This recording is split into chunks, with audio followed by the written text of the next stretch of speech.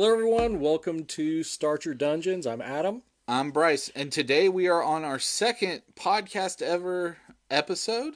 We are going to be talking about something interesting today. We're going to start with a new segment that we're probably going to do every now and then on this podcast, and we're dubbing it "Things That Grind Our Meeples." Kind of a little play on words, but we want to talk about some things. We're normally a very positive kind of Yeah, sort of looking at everything from a more of a positive tone. Sometimes with the way a lot of YouTubers, when they review things and do things, maybe it's a little too negative, and we're trying to always look at the positives where we can in most cases. But we got some things that make us angry, that's correct. There's definitely some things on this list that, as soon as Bryce said that this was on our agenda, I could already feel my blood pressure going up. And I think, for us talking about this, we're not looking to necessarily hate or be mad about some of these Right. things. Now, some of these things I think are not okay, but also, like, they're just things that, like, kind of as a gamer, you eventually, after doing gaming for as long as both of us have done, you get tired of some stuff. I mean, I would look at this more as these are things that we're frustrated about, and we both think that game companies can do better. Absolutely. And I think that's a big key is that, is anyone going to improve off this from us talking about it? Probably Nope. not. But it's, things that kind of we hope resonate with you and kind of also try to provide an understanding, we think sometimes. Because some of these things I was also irritated about. I looked up. I'm still irritated, but now that I have more info, maybe I have a better understanding of it. So, first thing we're going to talk about is a biggie, and it's specifically about the big bad man in the room, Hasbro, if you want to call it that. And it's talking about using AI for products. And what started this conversation was an article that Adam sent me that said that was it Hasbro or the executives at WotC who said it? I believe it was the executives at WotC. Okay.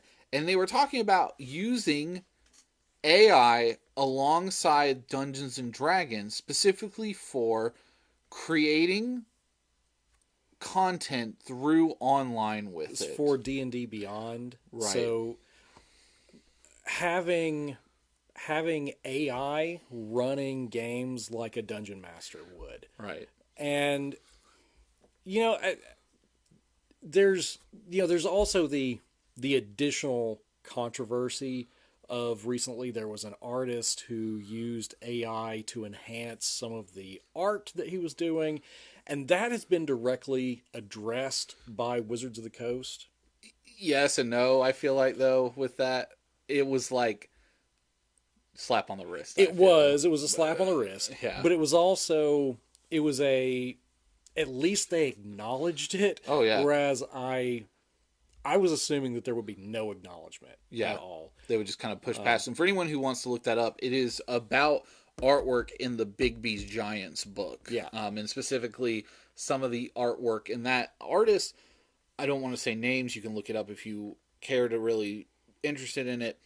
Basically had used it. It's someone who's worked with WotC for years, and they are continuing to work with this person. And also they are saying that they are developing something with using AI art. Well, the issue over the art, if they are dealing with that in a positive way, the artist is not using AI. They are developing their own materials, and it's not violating any kind of individual copyright problems. I can move past that. The AI in place of dungeon masters for D&D Beyond, that that really starts to Grind your meeples? grind my meeples. I was trying to find a way to not say it, but and the reason why is that role playing is such it's collaborative storytelling. This is it's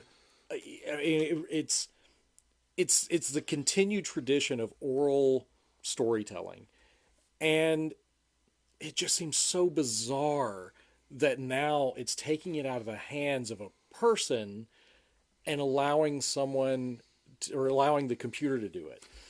It's weird because I agree with you. I think it's weird too, especially coming off of the big controversy of the OGL, Yeah. which was, if anyone doesn't know, you can look it up. It was a whole thing, but basically WotC was coming. It feels like coming after people who were trying to publish work using their own Yeah. system. Seems like a lot of people have moved away from that. It looks like WotC backed down. Thank Christ on that. But this is something I think that makes it hard because, D&D Beyond is something you can publish on. You can Right. put your own stuff through it. Um, if they move fully to AI, which if they do, that pushes all those people out in terms of third-party contractors Hmm. building things that you can say, "Hey, I use D&D Beyond. It is my official product for using with Dungeons and Dragons 5th edition, and I'm only allowed to use the AI program to do it." That's a little disappointing. Now, I imagine you could still buy your own stuff. Like, it would be dumb for them to say, "Hey, we're no longer gonna sell our own modules in Yeah. here." But anything third party could be really hindered by that. I I really hope, um, and this is just, I guess, trying to assume the best. Yeah. My hope is that the all of this is overblown, that the discussion of using AI in D&D Beyond as a replacement for DMs is more it's overblown because it's actually just, hey, if you can't find a DM, here's a way to do it. That it's an option and not a replacement. It is weird because to me, I see this having value for a solo player. Sure, But I absolutely. also, we've just reviewed Wolves of Langston, which we just did a Hmm. review on. I'm starting to realize that there's options out there that don't require this AI program to do it. Absolutely. If this is a thing that they turn to and using and helping build their own product line, that's I think where I get a little bit more frustrated, where you're kicking out opportunities for other people to make product for you by saying, Yep. "Hey, we're just going to put an AI program in, and if somebody wants to use this solo option or to generate a dungeon for their friends, like it just will do it for you, and it'll Hmm. cost you a set price maybe to do." I don't know. It's so weird to me that you would this game brings people together. Role playing games are all about what you bring to the table as a group, and like if you're not doing it solo, then why would you want the AI? There has to be a way for you to find a Yeah. DM to me.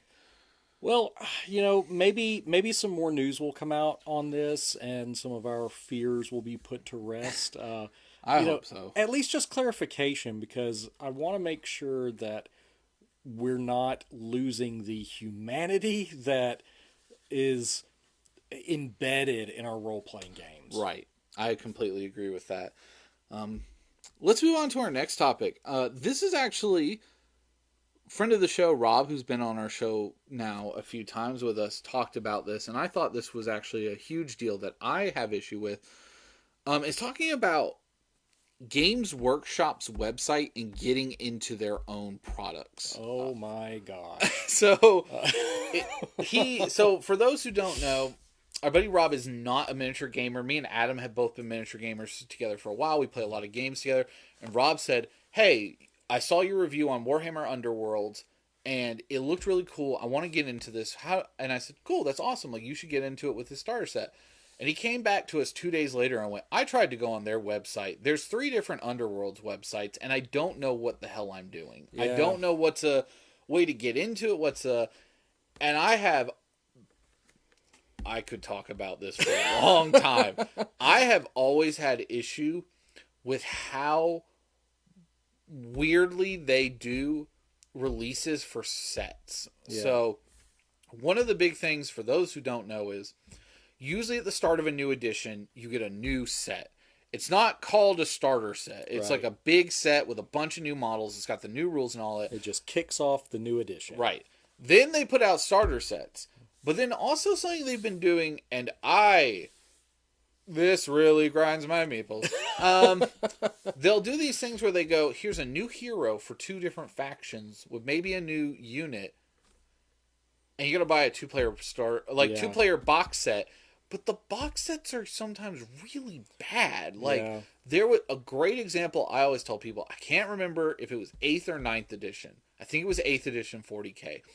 It was called Tooth and Nail, and it was Space Wolves versus Gene Stealer Colt. I think I remember seeing that. And the Space Wolf side was like barely any models. The Mm-hmm. Gene Stealer Colt one was a bunch of some new models Yeah. and a bunch of stuff. But even if you looked at that box set, it was drastically still in the Space Marines player side because it had way more points built out through it, and the points weren't equal and stuff. And like, to me, if I want to get into a game of Games Workshop's, going on their website, even if they say start here Mm-hmm. and where to go, and like they'll be like, here's for AOS, they go, here are the Vanguard boxes to get into. Here's our, we have the Extremist set and stuff like we Mm-hmm. reviewed.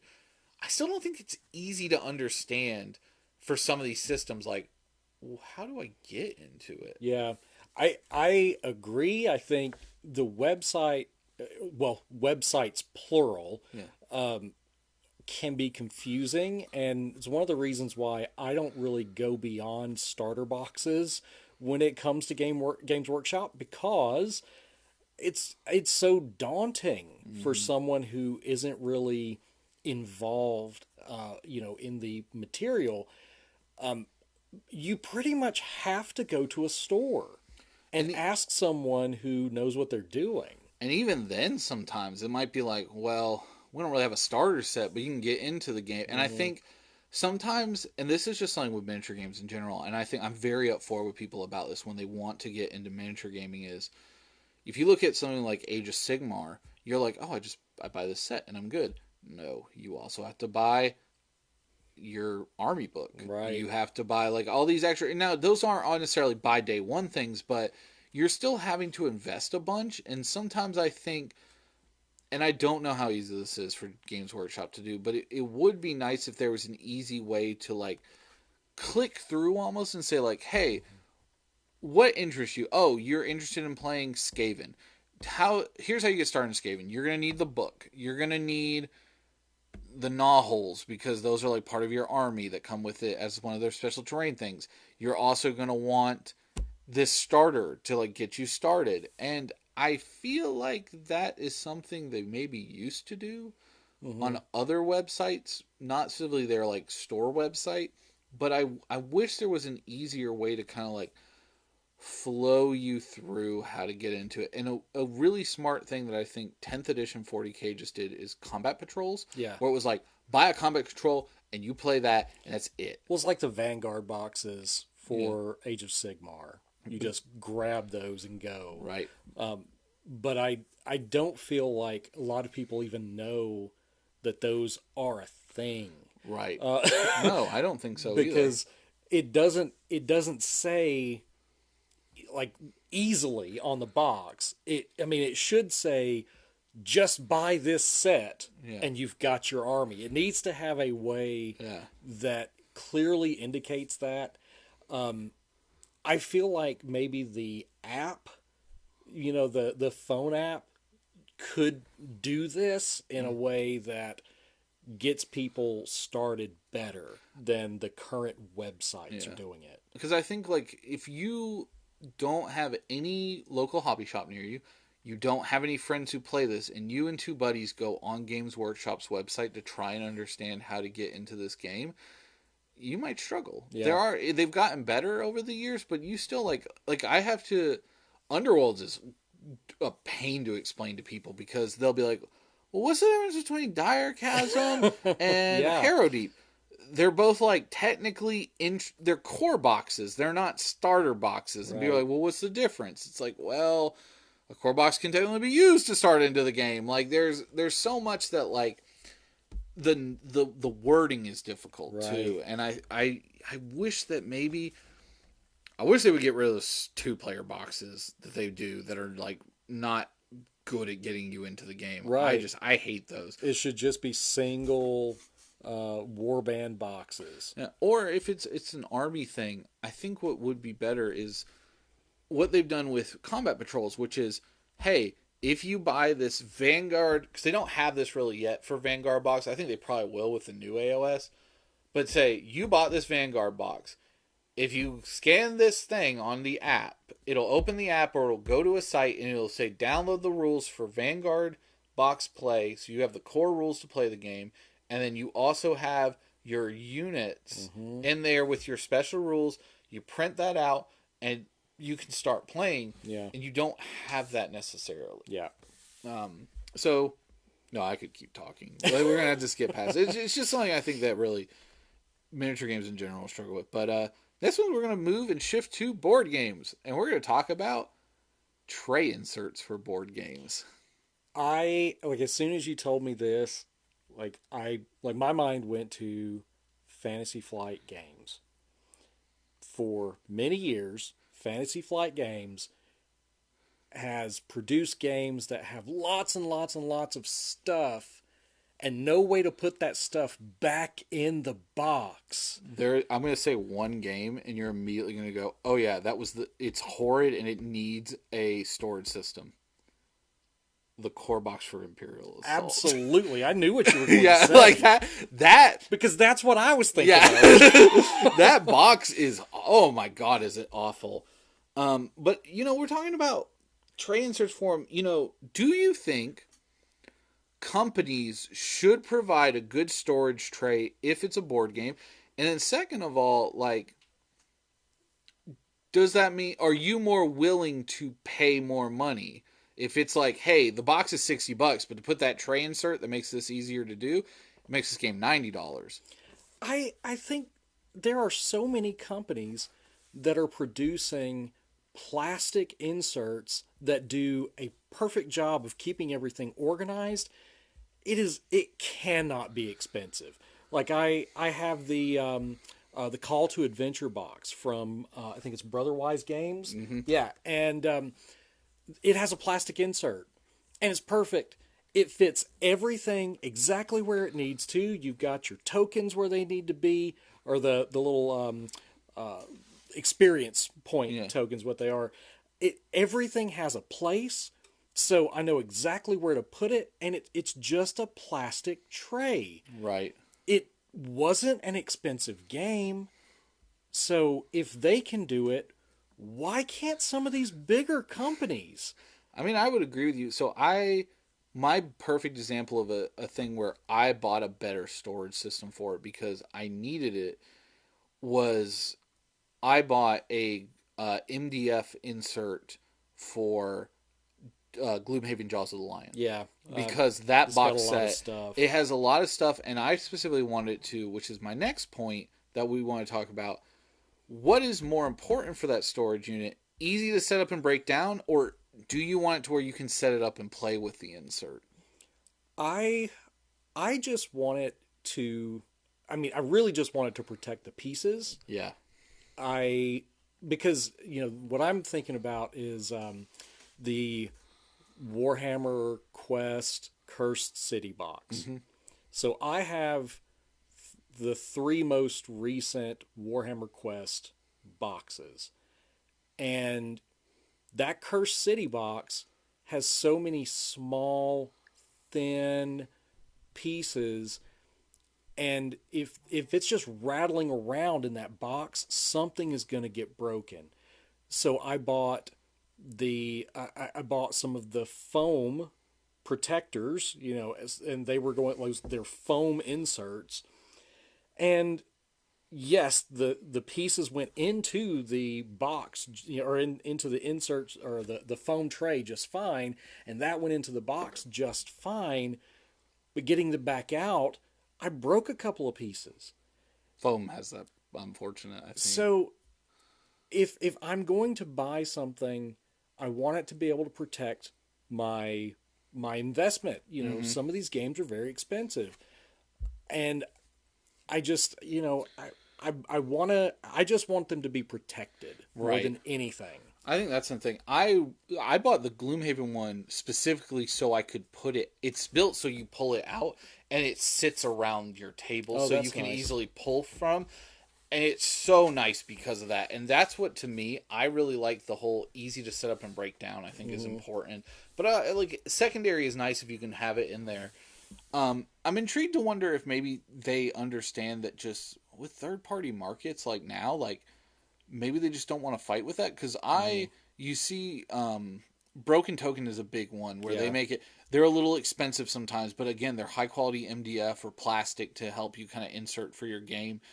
Um, and I wonder if sometimes maybe they know that, like, why would we waste our time and investment building a thing when it Mm-hmm. doesn't matter? I know one thing I've seen a lot of is Kickstarters going, hey, our Kickstarter game, if we raise enough money, we're gonna fix the Yeah. inserts. We're gonna do like, and it's Upgraded nice, yeah, inserts. and it's kind of nice to see that. But I do think sometimes like tray inserts, like sometimes I get them too for games, and I'm like, this is just you. Like, I wish you would just not put something in here. Like, Yeah. I'm just gonna throw it away because it's Yeah. so bad. Oh, the one for the new Hero Quest box.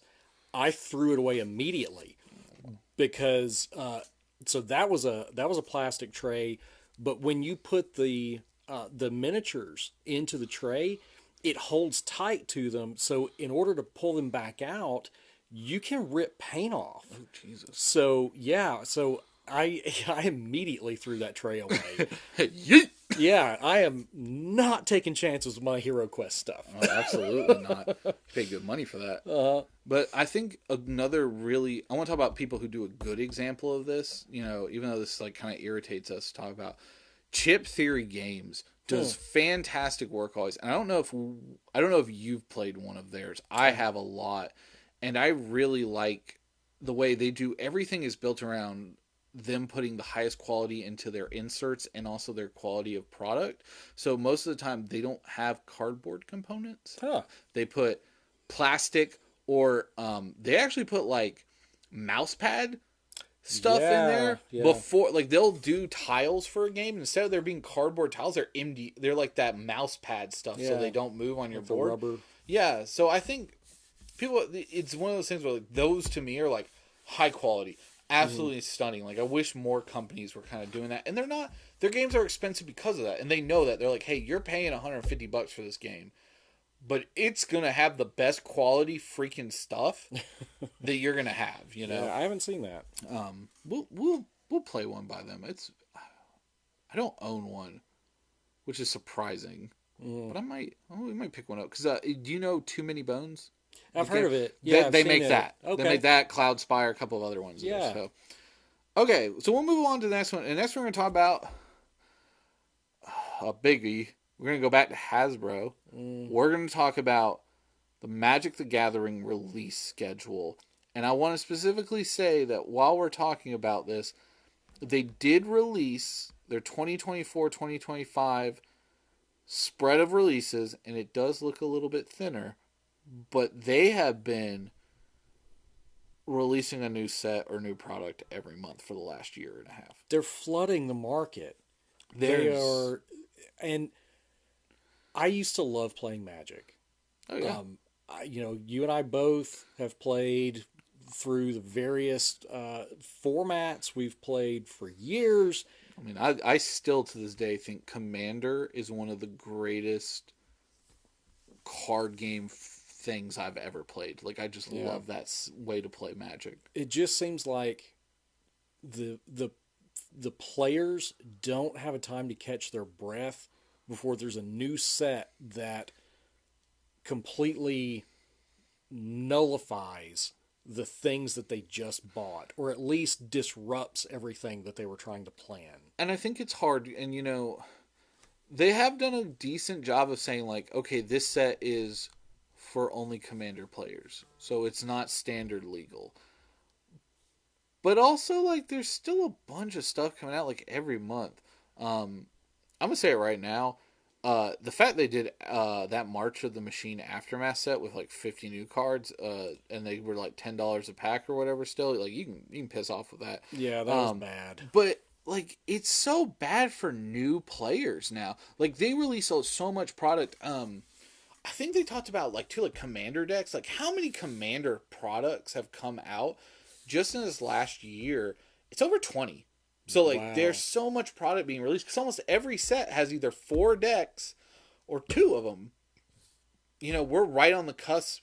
I'm pretty sure Commander Masters just dropped, which apparently, if anybody's read about it, was abysmal on pricing. Basically, it screwed so many stores out of product And marketing. that's a big point I was Right. hoping you would get to is what is this doing to stores? I mean, literally, a local store of ours said, and I won't say their name on here, but they literally said, due to the buy-in they had to do for Commander Master's product and how much they had to sell it above price point to make their money back, they are no longer carrying Magic product in their store unless you pre-order it or So for drafts. yeah, so that means that you can't just walk in there, grab new product because they have to be guaranteed to sell that in order to make any money off of it. And the margins on that set, this is specifically that set. That set's margins are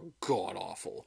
Like it is. If you're a store and you bought that to make money, you're not. Like unless you Yeah. draft the hell out of that set, like, and even then, some of the I remember looking, and it was about a week ago. Someone did a video on price point comparison. The most expensive card in that set was like $60.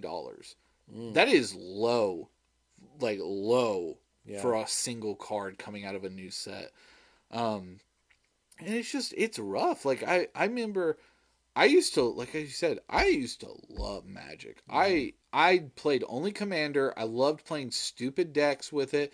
And now I just like I don't want to give them my money because one I have other things I play now, but I just can't keep up. Like I don't have the money or time to go up and be like every month this came out. Let me do my research. Let me learn what I need to pull. Let me figure out what I need. And like there's so much of it going on. And they said specifically COVID halted us. We're trying to catch back up from COVID, but like if people are still buying the product, this issue isn't going to go away. Right. We're still going to have so much product being released for a game that is like, the new sets comes out like Wild of a Drain. I think literally is next weekend the Yeah. pre-release, and we just had Commander Masters like 3 weeks ago. Yeah. Like, what are you supposed to do? And I get those are two different sets. Because everyone's gonna come in the comments probably and say, well, one of them's for standard and one of them's for Commander players, and they don't. I get that, but I have not met a Magic player who didn't play at least 2 or 3 formats. Right. Like, you know what I mean? I mean, so I have completely stopped buying Magic Me too. because of stuff like this. Yeah. Um, Well, there's also the there, no hashtag no Pinkertons yeah. for us. um, but I mean, I got to the point with the release schedule that I just absolutely could not keep up with all these new, all these new releases. And while I love some of the new settings, Yeah. and I'm all about Eldraine. I would love to go back to buying Eldraine. I just know that if I buy it in a couple of months, it's not going to matter anymore. I mean, I was thinking about this actually. I think used to be when a new set release, I would buy a commander deck usually for it, but you and me each would buy a gift box because we Mm-hmm. always loved buying Yeah. gift boxes. I love drafting. Like Yep. I used to go when I love the D&D sets. Yeah. Like those are fun. Oh yeah. I Buy the we bundle. buy the bundles and do those and like that was fun. But now it's I like can't afford the bundles no, the now. bundles are like $80 in some Yeah. case. I'm like, what is? And they have Yeah. less packs and not the Yeah. good pack. Like, come on, Yeah. absolutely not. It used to be like I remember, you could get those bundles for like $35 Mhm. list price, and then they went up to 40, and then they went to 45, and now it's at a point where I'm not even looking No, because you're not getting as many cards.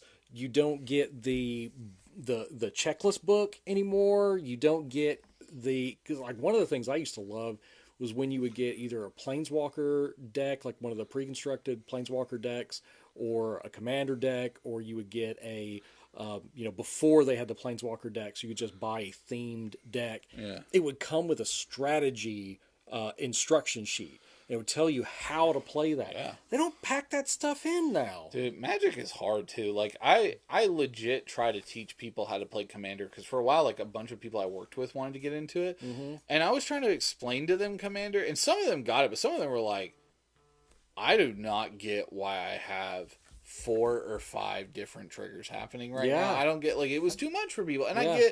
I gave them simple decks. Like I tried to. I was like, "Look, this is a mono green. Play your Commander, put equipment on them, and kill me. That's all you have to do." And I'm gonna play another super simple deck that's like, I just want to ping you for a little bit of damage and get some extra mana. That's it. Like Yeah. it was super simple, but even then, like some of them just didn't gravitate to it. And Yeah. I think it's hard now because if you go into Magic and you're like, oh, I want to get into this game, like the sheer amount of product on the wall, Mm-hmm. it's a lot. And where do you start? How do you do it? And thankfully, game stores can help you with that. But if you want to keep up, like if you're like, I want to play standard, like this is a cool idea. I love the idea. Like you're buying packs a ton, you're buying boxes a ton. Like I'm going to give them a little bit of credit because you can still buy a two-player set that gives you two decks to start playing. They but also that's been new because that was for a while they didn't do right. that. They stopped that for a while. They also have there's the newer format that it's a I think they give you two packs and Jumpstart. jumpstart. I That's it. love.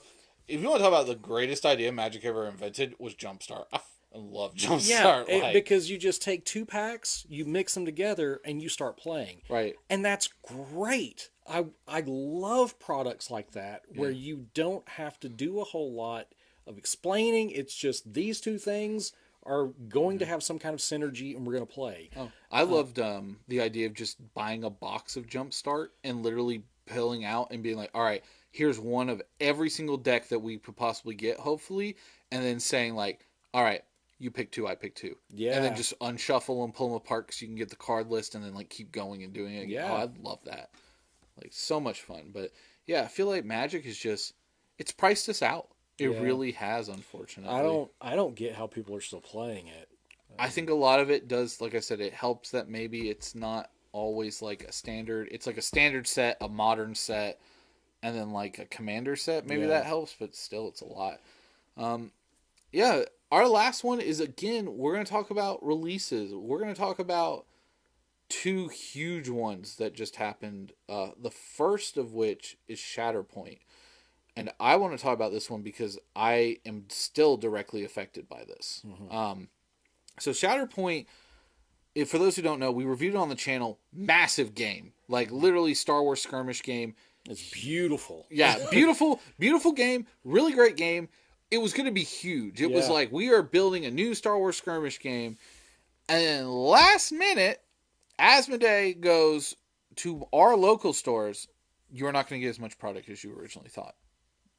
You're not going to get all your original release orders. Mm-hmm. I will say that right now to this day, that the game came out in June, they are still waiting on things. Yeah. I am still waiting on foil cards for release that I helped when I helped run events for release. I don't really care if I get them or not, but it's like other people who bought sets don't have them. I mean, how you don't prep for this game makes no sense to me. Yeah. It is the biggest release of a miniature game you've had in years. It was blowing away interest. Yeah, it was so hyped online. I remember going on Facebook and Instagram and seeing a lot of those models, and it looked like the fan base was really ready for a skirmish style game with these models. People Yeah. were super excited by these sculpts, especially all the terrain. And then, like you say, it's like they got the rug ripped out from under them because there just wasn't enough product. There wasn't specific product. Yeah. And I get that you, as a company, are struggling sometimes to print still. COVID has still affected people. There's still trouble with things getting printed from China and things, when you talk about things being made. But this is huge. This is a massive, massive game, and I don't know why you don't have it released and you don't have everything done. That's just insane to me. Like you still don't have product too. Like I know our local store, he said, like I know the guy who handles their distribution, he said, "Yeah, we keep getting the new stuff in, but I still do not have all that I said I was going to be allocated." Like they said to him, "Hey, we're going to cut smaller, but you're still going to get all your product." And he still to this day doesn't have starter boxes that he was promised and things. And like that's insane to me. And then Asmodee is still telling them, "Here is your starter sets. Like we're like here they are, you can buy them." And he's like, "Hey, can I get some?" And they're like, "Nope. Oh, by the way, here's the new like units coming out, new squads." And he's like, "Can I get my original stuff?" Yeah. Like I don't know, man. Like I just don't get it. And you're Asmodee. Like Yeah. you're a huge company. They're the biggest. I mean, Yeah. they keep buying everybody else. So Freaking Asmodee. it's yeah. It's a weird I one. want them to stop buying companies. I know. I just like you got your hand in so many cookie jars, Asmodee. Like for the love of God, you don't need to. Stop buying Yeah. everything. You keep ruining the good the good companies. And then the second thing we're going to talk about, which is a huge thing, is the TCG Lorcana just being released. Yeah. Now, for those who don't know, this card game is based on Disney properties. Well, it's really cool. Me and Adam were hyped on it. Mm-hmm. And they did a thing where they said, we are going to give LGS's product a month before official release. When official release will be more than just LGS's. It'll be, you could go into Barnes & Noble and buy this product. And then they said, all of that thing we talked about allocation-wise, we don't have now. Because they had printing issues, and they were like, we're not going to be able to fill up your orders anymore. And then, on top of that, they even cut those further back. Right. And so, it is amazing to me to see how little product there was for this game. Our local store literally just said, we understand that you wanted us to pre-order this product. It's a first come, first served basis. Yeah. Like, we are not going to give it to anyone to put on hold. You can come up and buy starter decks from us. Our local shop, we both were like, we're going to try to. They opened an hour early for release.